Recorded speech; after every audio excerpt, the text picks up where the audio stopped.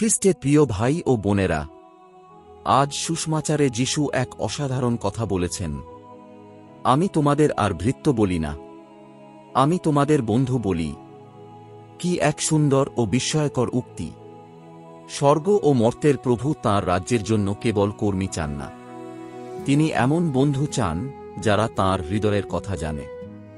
একজন ভৃত্য আদেশের অপেক্ষায় থাকে, একজন ভৃত্য বাধ্য থাকে, কারণ তাকে বাধ্য হতেই হয়।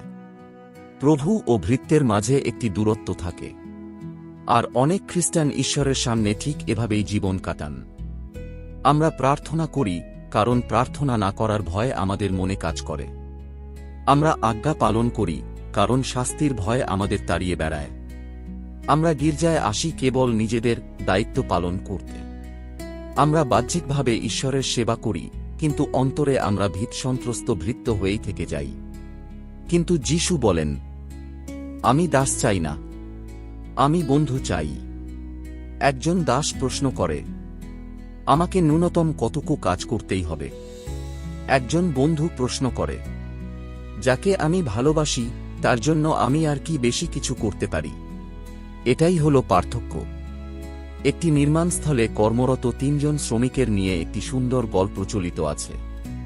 একজন দর্শনার্থী প্রথম শ্রমিককে জিজ্ঞেস করলেন, আপনি কি করছেন? লোকটি রাগান্বিত হয়ে উত্তর দিল, আমি পাথর ভাঙছি। দ্বিতীয়জন বলল, আমি আমার বেতন রোজগার করছি। কিন্তু তৃতীয়জন হেসে বলল, আমি ঈশ্বরের জন্য একটি মহাগির্জা ক্যাথেড্রাল নির্মাণ করছি। তিনজনই একই কাজ করছিল, কিন্তু তাদের হৃদয়ের ভাব ছিল ভিন্ন। একজন কাজ করছিল দাসের মতো, একজন কাজ করছিল একজন বেতনভুক্ত কর্মীর মতো, আর একজন কাজ করছিল ঈশ্বরের বন্ধুর মতো। ভাই ও বোনেরা, অনেকেই খ্রিস্টীয় কাজ করেন বটে, কিন্তু তাতে খ্রিস্টীয় আনন্দ থাকে না। তারা গায়ক দলে গান গান ঠিকই, কিন্তু তাতে কোনো আনন্দ থাকে না। তারা ধর্মপ্রচার করেন ঠিকই, কিন্তু তাতে কোনো আনন্দ থাকে না। তারা পবিত্র যজ্ঞে ম্যাস অংশ নেন ঠিকই, কিন্তু তাতে কোনো আনন্দ থাকে না। তারা আজ্ঞা পালন করেন ঠিকই, কিন্তু তাতে কোনো আনন্দ থাকে না। কেন? কারণ ভালোবাসার চেয়ে ভয়ই তাদের কাছে এখনো বেশি প্রবল। টিনা নামের একটি মেয়েকে নিয়ে ফিলিপাইনের একটি বিখ্যাত গল্প প্রচলিত আছে। টিনার মা ছিলেন অত্যন্ত স্নেহময়ী ও কঠোর পরিশ্রমী, কিন্তু টিনা ছিল অলস ও অধৈর্য। যখনই তার মা কোনো কাজে সাহায্য চাইতেন, টিনা কেবল অভিযোগ করত। একদিন তার অসুস্থ মা তাকে রান্নাঘর থেকে একটি হাতা এনে দিতে বললেন। মনোযোগ দিয়ে খোঁজার পরিবর্তে টিনা চিৎকার করে বলে উঠল, আহা, আমার যদি 1000টা চোখ থাকত, তবে আমি নিশ্চয়ই ওটা খুঁজে পেতাম।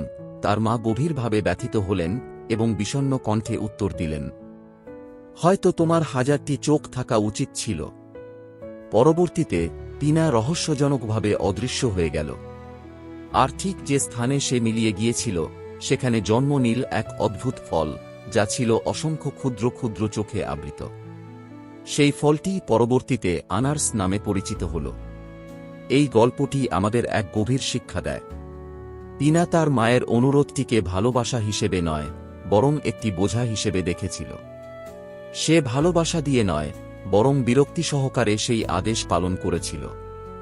আর অনেক সময় আমরাও ঈশ্বরের সামনে ঠিক এমনই আচরণ করে থাকি। আমরা প্রার্থনা নিয়ে অভিযোগ করি, আমরা ক্ষমা নিয়ে অভিযোগ করি, আমরা ত্যাগ স্বীকার নিয়ে অভিযোগ করি, আমরা অপরের সেবা করা নিয়ে অভিযোগ করি। একজন দাস কেবল আদেশটিই দেখতে পায়, কিন্তু একজন বন্ধু আদেশের আড়ালে লুকিয়ে থাকা প্রেমময় হৃদয়টিকে দেখতে পায়। আনার্সের হয়তো অনেক চোখ আছে, কিন্তু ভালোবাসা এমন গভীর কিছু দেখতে পায় যা কোনো চোখ দিয়েই দেখা সম্ভব নয়। যিশু কখনোই এমন কোনো ধর্ম চাননি যা কেবল ভয়ের ওপর ভিত্তি করে গড়ে উঠেছে। শেষ ভোজের ঘটনাটির দিকে তাকান। যিশু নতজানু হয়ে তাঁর শিষ্যদের পা ধুইয়ে দিয়েছিলেন। প্রভু নিজেই হয়ে উঠেছিলেন সেবক। কেন? কারণ প্রকৃত ভালোবাসা সর্বদা সেবা করে। খ্রিস্টীয় সেবা কোনো অপমান বা লাঞ্ছনা নয়, এটি হল ভালোবাসারই এক দৃশ্যমান রূপ। হিপ্পোর অগাস্টিন অত্যন্ত সুন্দরভাবে বলেছিলেন, ঈশ্বরকে ভালোবাসো আর তারপর তোমার যা খুশি তাই করো। তিনি বোঝাতে চেয়েছিলেন যে যখন আমরা সত্যিই ঈশ্বরকে ভালোবাসি তখন আমাদের হৃদয়ে স্বভাবতই সেই কাজগুলো করতে চায় যা তাকে সন্তুষ্ট করে।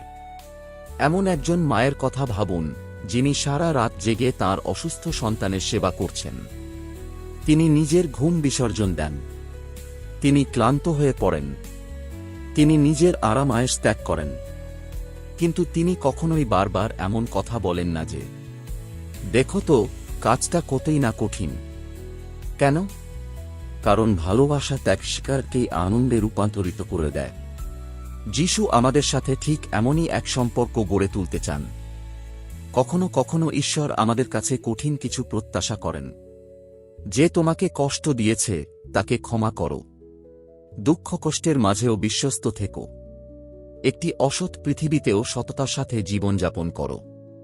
কোনো স্বীকৃতি বা প্রশংসা ছাড়াই নিজের দায়িত্বগুলো পালন করে যাও। একজন দাস অভিযোগ করতে করতে আদেশ পালন করে, কিন্তু একজন বন্ধু আদেশ পালন করে ভালোবাসার টানে, কারণ ভালোবাসা তাকে বলে, আমার প্রিয়তমের কাছে যদি বিষয়টি গুরুত্বপূর্ণ হয় তবে আমার কাছেও তা সমান গুরুত্বপূর্ণ। আর যিশুর সাথে গড়ে ওঠা এই বন্ধুত্বই আমাদের অন্যদের প্রতি আচরণের ধরনকে বদলে দেয়। যিশু বলেন, তোমরা একে অপরকে ভালোবাসো ঠিক যেভাবে আমি তোমাদের ভালোবেসেছি।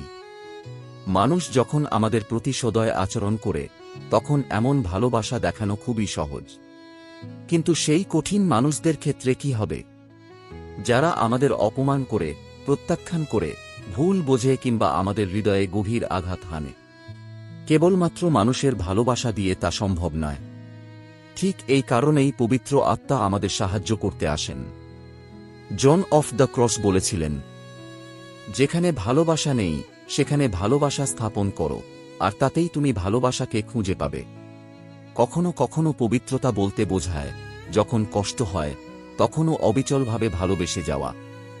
একবার মাদার তেরেসাকে জিজ্ঞেস করা হয়েছিল, আপনি কিভাবে প্রতিদিন সেই অসুস্থ ও মুমূর্ষু মানুষদের স্পর্শ করেন? তিনি উত্তর দিয়েছিলেন, আমি প্রতিটি মানুষের মাঝেই যিশুকে দেখতে পাই। কি বিশাল এক পার্থক্য! একজন দাস দেখে কেবল বোঝা, আর একজন বন্ধু দেখে তাঁর প্রিয়তমকে। ভাই ও বোনেরা, স্বয়ং পিতরও এই রূপান্তরের অভিজ্ঞতা লাভ করেছিলেন। ক্রুশবিদ্ধ হওয়ার আগে পিতর যিশুকে অনুসরণ করতেন ভয়ের সাথে।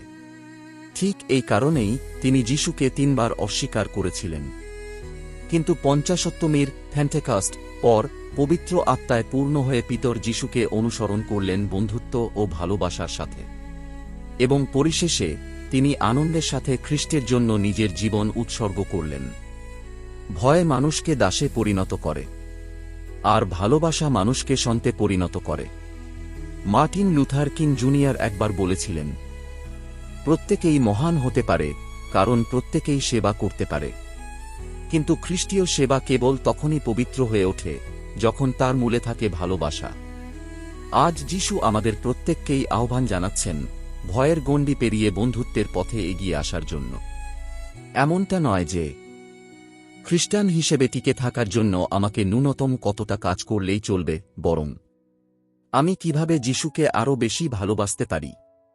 কখনো নয় ঈশ্বরের বাধ্য হয়ে আমি কি হারাব, বরং তাঁর ওপর আস্থা রেখে আমি কি আনন্দ খুঁজে পাব। আর সেই সুন্দর রহস্যটি হল এই, বন্ধুরূপে আমরা যিশুর যত ঘনিষ্ঠ হই ততটাই স্বাভাবিকভাবে আমরা তাঁর মতো সেবক হয়ে উঠি, কারণ খ্রিস্টের সাথে বন্ধুত্ব সর্বদা বিনম্র সেবার জন্ম দেয়। জীবনের অন্তিম লগ্নে যিশু কেবল এই প্রশ্নটিই করবেন না, তোমরা কতটা কাজ করেছ? তিনি বরং জিজ্ঞেস করবেন, তোমরা কি আমাকে ভালোবেসেছ? তোমরা কি অন্যদের ভালোবেসেছ? একটি কুকুর বাধ্য হয় কারণ সে শাস্তিকে ভয় পায়। একটি শিশু বাধ্য হয় কারণ সে তার পিতাকে ভালোবাসে। ঈশ্বর এমন ভীত সেবক চান না যারা সর্বদা আতঙ্কে দিন কাটায়। তিনি চান এমন প্রিয় পুত্র ও কন্যাদের যারা ভালোবাসার পথে চলে। তাই আজ আসুন আমরা প্রার্থনা করি। হে প্রভু, আমাদের অন্তর থেকে দাসত্ব ও ভয়ের মনোভাব দূর করে দাও। আমাদের শিক্ষা দাও যেন আমরা ভীত সেবকের মতো নয়, বরং প্রিয় বন্ধুর মতোই তোমার সাথে পথ চলতে পারি। আর পবিত্র আত্মা যেন আমাদের সেই শক্তি দান করেন, যাতে কঠিন সময়েও আমরা ভালোবাসতে পারি, আঘাত পেলেও ক্ষমা করতে পারি এবং কেউ লক্ষ্য না করলেও সেবা করে যেতে পারি। কারণ খ্রিস্টধর্ম মানে ঈশ্বরের জন্য কর্মচারীর মতো কাজ করা নয়। এর প্রকৃত অর্থ হল বন্ধুর মতো ঈশ্বরের সাথে পথ চলা। আমেন।